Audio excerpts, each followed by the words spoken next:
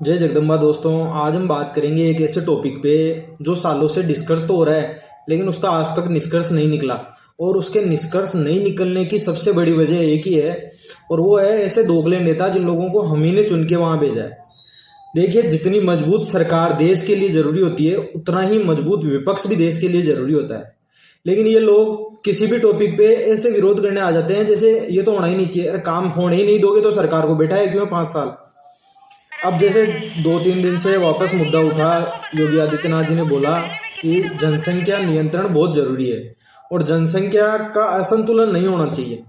तो इस पे सब लोगों को समर्थन करना चाहिए, भाई हाँ ठीक है, कानून बनाओ, एक बनाओ। अब वो किसी भी जाति, मजहब या पंथ से अलग नहीं हो कि इस जाति पे अलग लागू और उस मजहब पे अलग लागू, ऐसा नहीं हो, सिमिलर हो। जब सिमिलरिटी में दिक्कत ही क्या है भाई, हम लड़ाई यही तो लड़ते हैं हर चीज में। आपको दिखेगी कि आजादी, आजादी का मतलब इक्विलिटी होता है कि सबको एक समान अधिकार मिले। आप देखिए, न्यूज में डिस्कस हो रहा था और आंकड़े दिखाए जा रहे हैं कि किस तरह पॉपुलेशन बढ़ रही है। मेरा न्यूज वालों से यही आग्रह है कि आप ये आंकड़े जिस तरह कोरोना के दिखाते थे डेली की इतने प्लस हो गए, इतने प्लस हो गए, आप 24 आवर्स ये आंकड़ा चलने दो कि कितने लोग हर मिनट हर सेकंड पैदा हो रहे हैं और उसको प्लस होने दो। तभी वो एक डर क्रिएट होगा। डर जब तक क्रिएट लोगों के मन में नहीं होता तो लोग बदलाव को झेल नहीं पाते। अगर कल को गवर्नमेंट उठ के ये कानून लाती है तो हजारों लोग बिना सोचे समझे विरोध करने उतर आएंगे। तो मेरा यही निवेदन है कि न्यूज वालों को ये काम करना चाहिए। जागरूकता ही तो फैला रहे हैं, आप सच्चे आंकड़े दे रहे हो, आप कोई गलत चीज दिखा नहीं रहे, तो डर किस बात का। तो आंकड़े आप ऑन स्क्रीन 24 आवर्स अपनी स्क्रीन पे चलने दो। जिस तरह कल न्यूज में चल रहे थे, 15 मिनट में कई लोगों की आंखें खुली होगी, लेकिन मैं चाहता हूं कि वो 24 आवर्स चले, तब लोगों को ये चीजें दिखे। आप देख सकते हैं किस तरह ये आंकड़े चल रहे हैं।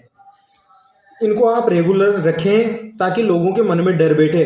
यहाँ काम डर से होता है, कहीं भी आप देख लो, बिना डर के कोई काम नहीं होता। और डर जरूरी है हर चीज में। हम स्कूल जाते थे, वहां भी ये कहा जाता था कि जब तक टीचर लकड़ी लेके मारे ना, भाई छड़ी से जब तक डंडे या दंड मिले ना, तब तक बच्चा पढ़ता नहीं, यानी डर के जोर से ही पढ़ता है। हमारे यहाँ एक पुरानी कहावत भी है कि लातों के भूत बातों से नहीं मानते। तो हमने अपने आप को आदत वैसी बना ली है कि जब तक कोई जोर जबरदस्ती नहीं होगी तब तक हम मानेंगे नहीं। तो ये आंकड़ा डर का प्रतीक बने, लोगों के मन में डर बैठे, तभी लोग जागरूक हो सकते हैं। नहीं तो आप देखिए, ओवैसी जैसे दोगले लोग जो हर चीज को क्रिटिसाइज करने और हर चीज में विक्टिम कार्ड खेलने आ जाते हैं बिना सोचे समझे। ओ ये हमारे खिलाफ हो गया यार। भाई इक्वलिटी की बात हो रही है ना, थोड़ा भी कॉमन सेंस नहीं है। हम 2022 में क्या डिस्कस कर रहे हैं न्यूज चैनलों पे बैठ के। भाई इतना दोगलापना अच्छा नहीं है। आप थोड़ा तो कॉमन सेंस रखो। भाई इतनी भी सोचने की, समझने की क्षमता नहीं है कि आप लोगों में, कि यार इक्विलिटी की बात हो रही है ना, अलग की बात करेंगे, उस दिन लड़ाई लड़ लेना, कोई मना नहीं करेगा। लेकिन जब इक्विलिटी की बात होती है तो तुम अकेलों के ऊपर अन्याय कैसे हो रहा है। भाई जब कानून लाया जाएगा 2 बच्चों का, तो वो सबके लिए लाया जाएगा ना। उसमें ना कोई धर्म विशेष तो डाला नहीं जाएगा कि मुसलमानों के 2 होंगे, हिंदुओं के आप चाहो 10 करो, 20 करो, कितने ही करो, आपको छूट है, मुसलमानों के 2 ही होंगे, ऐसा तो है नहीं। इक्विलिटी है ना, तो इक्विलिटी में लड़ाई कैसे हो सकती है। लेकिन इनको इक्विलिटी में भी लड़ाई करनी है क्योंकि गंद मचानी है। फिर रोजगार पे भी डिबेट इन्हीं को करनी है। रोजगार नहीं मिल रहा, ये रोजगार क्यों नहीं दे रही गवर्नमेंट, अरे कहाँ से देगी। तुम लोग थोड़ा पैदा ही इतने कर लेते हो।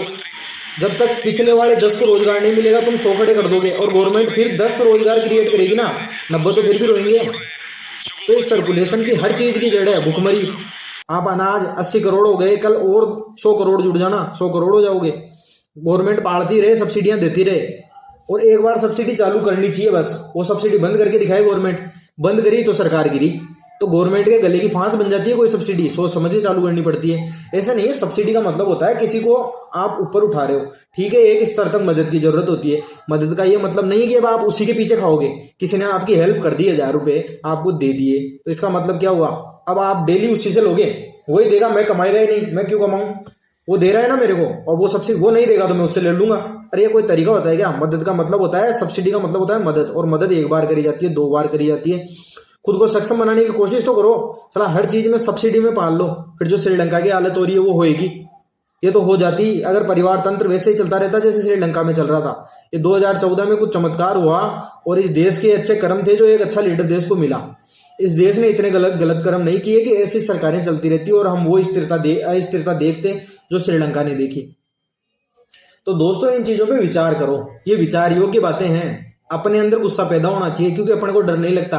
आपको लगता है आपके घर तक नहीं आ रही, अरे आएगी भाई।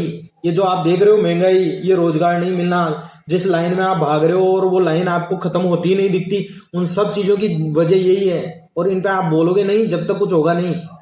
हम 30-40 साल पहले, 2 पीढ़ियों पहले सुधर चुके, और ये जो लोग नहीं सुधर रहे हैं कानून से ही सुधरेंगे। अगर विचारों से सुधरे जाते, या ऐसे कह देने से कि ठीक है जनसंख्या अब ज्यादा बढ़ गई अब डरो, ऐसे नहीं होता। स्ट्रिक्ट कानून लाना पड़ेगा, डर के साथ दंड भी होना चाहिए।